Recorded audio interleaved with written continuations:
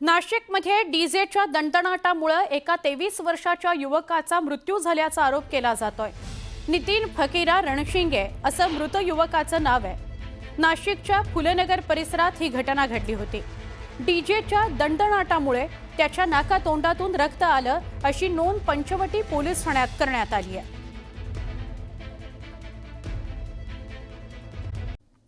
बातमी पुण्यातून आहे। पुण्यातील धायरीमध्ये एका सोसायटीच्या पार्किंगमध्ये ठेवलेल्या फर्निचरच्या वादातून तुफान हाणामारी झाली। महिलेला तुफान मारहाण करण्यात आल्याची घटना कॅमेऱ्यात कैद झाली आहे। या प्रकरणी सिंहगड पोलीस ठाण्यात गुन्हा दाखल करण्यात आलाय। क्षुल्लक वादातून ही झालेली मारहाण आणि त्याचा व्हिडिओ सोशल मीडियावर सध्या व्हायरल होतोय।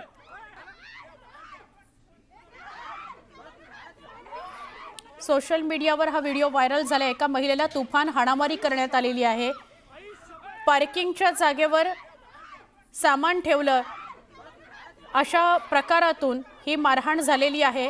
महिलेला तुफान हाणामारी झालेली आहे। पार्किंगमध्ये या महिलेला तुफान हाणामारी झालेली आहे। महिलांकडून ही हाणामारी झाली आहे। हा व्हिडिओ सध्या सोशल मीडियावर व्हायरल होतोय।